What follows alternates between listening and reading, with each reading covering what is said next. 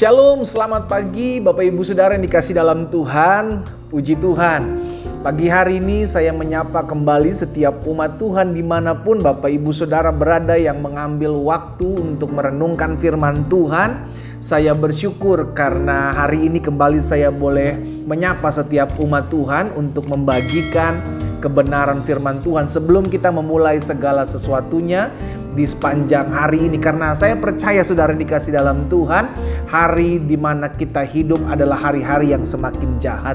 Rasul Paulus jelas menyampaikan kepada Timotius anak didiknya bahwa ketahuilah pada hari-hari terakhir akan datang masa yang sukar. Karakter manusia akan semakin jahat, semakin tidak mempedulikan agama. Tapi kita juga mesti ingat bahwa di hari-hari terakhir orang benar akan masuk dalam pemrosesan. Anak-anak yang takut akan Tuhan, orang-orang yang hidup beriman percaya kepada Kristus akan mengalami pembentukan. Itu sebabnya hari demi hari kita semakin dimurnikan. Ada yang masalahnya adalah rumah tangganya, ada yang masalahnya adalah kesehatannya, ada yang masalah pergumulannya adalah keuangan ekonominya. Tapi kita percaya orang yang hidup takut akan Tuhan tetap akan tumbuh baginya damai sejahtera, akan timbul sukacita, akan timbul kekuatan bagi mereka yang mengandalkan Tuhan dan menaruh pengharapan kepada Tuhan. Itu sebabnya saya rindu melalui program Bible and Coffee ini saudara dikasih dalam Tuhan, kita terus dikuatkan, kita terus beriman, kita tetap terus melihat janji-janji Tuhan dan memandang kepada salib Tuhan Yesus yang di dalamnya kita mendapatkan kekuatan. Karena itu saya rindu bukan hanya kita, bukan hanya saudara dan saya yang menerima berkat ini, tapi ada begitu banyak umat Tuhan juga nantinya menerima berkat Tuhan melalui renungan singkat setiap pagi yang saya bagikan melalui program Bible and Coffee ini. Karena itu saya mengajak setiap umat Tuhan, ayo jadi berkat, ayo bagikan firman Tuhan ini, ayo bagikan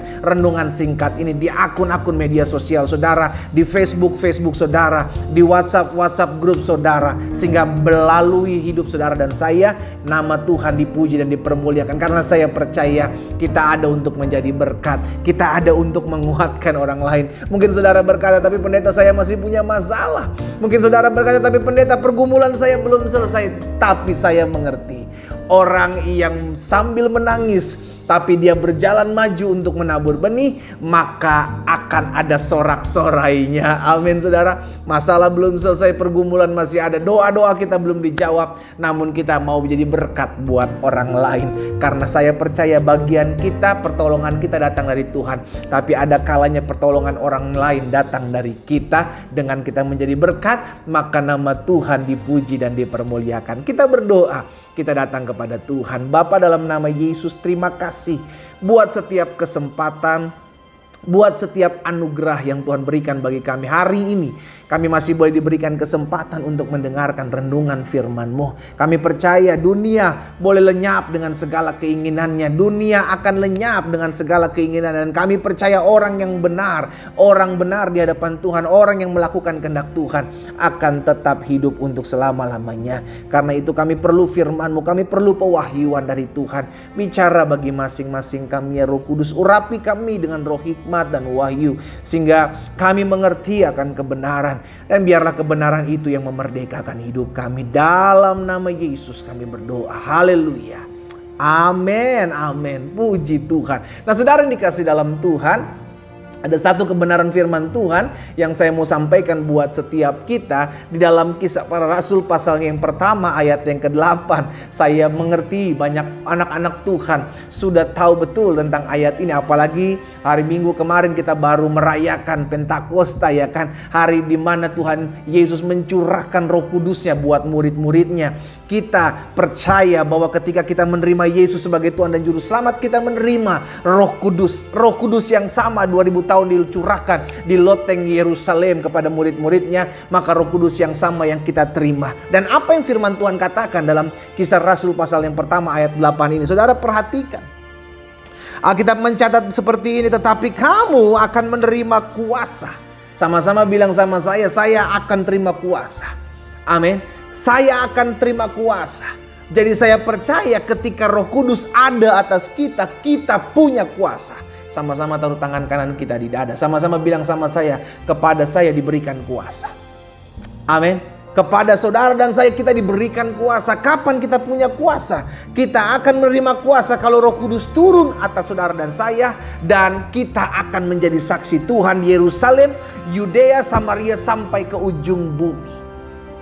Nah, hari ini saudara yang dikasihi dalam Tuhan, kita mengerti bahwa orang yang memiliki Roh Kudus, orang yang memiliki pribadi Roh Allah, maka kita diberikan kuasa.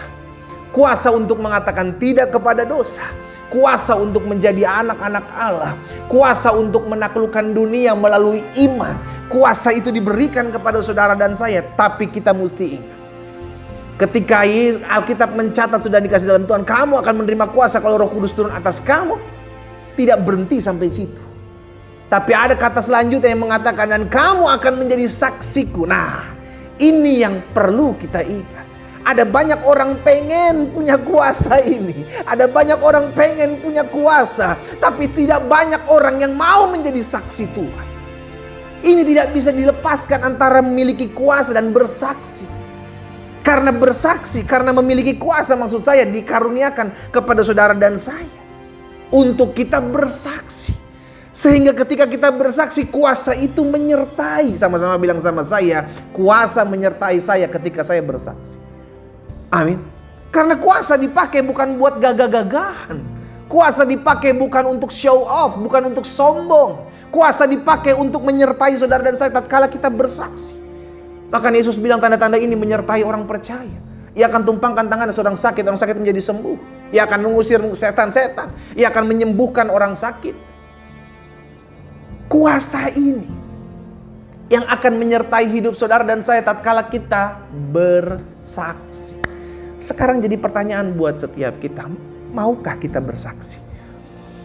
Mungkin sebagian kita berkata, tapi pendeta bagaimana saya bisa bersaksi? Saya tidak sekolah teologi, saudaraku. Ada banyak orang bilang, bagaimana saya bisa bersaksi? Saya bukan pendeta, saya tidak sekolah teologi. Saya sekolah tapi nggak sampai 4 tahun pendeta teologi. Saudara dikasih dalam Tuhan. Murid-murid siapa? Kebanyakan dari mereka adalah nelayan, ex-nelayan. Yang akhirnya Tuhan perlengkapi, Tuhan pakai. Sehingga akhirnya betul dia belajar, betul mereka belajar. Tapi karunia itu, Roh Kudus itu maksud saya, diberikan kepada murid-murid. Dan Roh Kudus yang sama yang diberikan kepada murid-murid diberikan kepada saudara dan saya ketika kita menerima Yesus sebagai Tuhan dan Juru Selamat dalam hidup kita. Roh Kudus yang sama yang memberikan kuasa berkata-kata kepada murid-muridnya, kuasa menyembuhkan melalui murid-muridnya, kuasa yang sama diberikan buat saudara dan saya. Tapi jangan pernah lupa, kita harus bersaksi karena kuasa itu akan menyertai saudara dan saya. Roh Kudus itu akan menyertai saudara dan saya. Dan kuasa untuk menyembuhkan orang sakit, kuasa untuk mengusir setan-setan, kuasa untuk mengatakan tidak kepada dosa, kuasa untuk mengurapi setiap orang, itu diberikan kepada saudara dan saya. Karena apa? Karena kita mau bersaksi. Sama-sama bilang sama saya harus bersaksi. Di masa-masa pandemi. Maka dari kemarin-kemarin saya bilang kan, kalau kita bersaksi, kita pakai sosial media kita untuk bersaksi, saudara. Mungkin saudara bilang, saya nggak pandai berkata-kata. Saudara bisa broadcast. Saudara bisa bagikan renungan singkat banyak-banyak hamba Tuhan yang memang dipakai Tuhan. Kalau saudara bilang, tapi saya nggak punya gadget, saudara dikasih dalam Tuhan hari gini nggak punya gadget gitu kan. Walaupun ada, saudara bisa sampaikan. Makanya selalu saya bilang, saudaraku, untuk bersaksi itu sebenarnya bukan perkara susah. Engkau bersaksi apa yang Tuhan buat dalam hidupmu. Engkau bersaksi bagaimana Tuhan pulihkan rumah tanggamu. Engkau bersaksi bagaimana Tuhan memulihkan hidupmu. Engkau bersaksi bagaimana Tuhan menyembuhkan ekonomi, menyembuhkan sakit penyakitmu, memulihkan ekonomi. Engkau bersaksi bagaimana kebaikan Tuhan ada dalam hidupmu. Itu pun bersaksi. Sehingga melalui hidup saudara dan saya, nama Tuhan dipuji dan dipermuliakan. Amin. Nah, hari ini saya mau ingatkan buat setiap kita, kuasa Roh Kudus itu diberikan kepada saudara dan saya. Tapi ingat, itu buat menyertai kita ketika kita bersaksi. Sehingga ketika kita bersaksi, tanda-tanda ini menyertai setiap kita. Ketika kita bersaksi, Roh Kudus yang menuntun kita ke dalam jalan-jalannya Tuhan. Ketika kita bersaksi, maka diberikannya kita hikmat, diberikannya kita kuasa, diberikannya kita karunia untuk diperlengkapi kita tatkala kita bersaksi. Hari ini saya tantang saudara untuk bersaksi. Mulai hari ini belajar bersaksi. Engkau yang tidak biasa bersaksi, bersaksi. Amin. Ketika kita bersaksi, iblis dikalahkan. Ketika kita bersaksi, nama Tuhan dipuji dan dipermuliakan. Ketika kita bersaksi, banyak jiwa dimenangkan untuk hormat dan kemuliaan nama Tuhan. Ayo bersaksi. Kita berdoa. Bapa, terima kasih buat anugerah-Mu. Terima kasih buat kasih setia Tuhan. Ampuni kami kalau hari-hari ini kami tidak lagi bersaksi untuk memuliakan nama Tuhan. Kami hanya mementingkan diri kami sendiri. Ampuni kami kalau yang kami kejar hanya kuasa dari pribadi Roh Kudus. Kami lupa bahwa kuasa dari pribadi Roh Kudus itu untuk menyertai kami tatkala kami harus bersaksi memuliakan Tuhan. Dan hari ini Tuhan Yesus, apa yang Kau tahu dalam hati hamba sudah hamba sampaikan. Hamba berdoa biar setiap umat Tuhan mulai hari ini mau bersaksi melalui sosial media kami, melalui keseharian kami, melalui gaya hidup kami. Kami bersaksi untuk nama Tuhan dipuji dan dipermuliakan. Tuhan tolong kami. Sehingga akhirnya hari-hari hidup kami dipenuhi dengan kesaksian kebaikan Tuhan. Dan nama Tuhan dipuji dan dipermuliakan. Hamba doa, hamba ucapkan berkat. Sehingga umat-Mu diberikan api daripada Tuhan. Untuk terus bersaksi. Bersaksi sampai Tuhan datang. Di dalam nama Yesus kami berdoa. Haleluya. Amin. Mari kita nikmati kopi kita sekarang. Haleluya. Terus bersaksi. Karena kuasa itu melalui Roh Kudus-Nya akan menyertai kita tatkala kita bersaksi. Tuhan Yesus memberkati kita.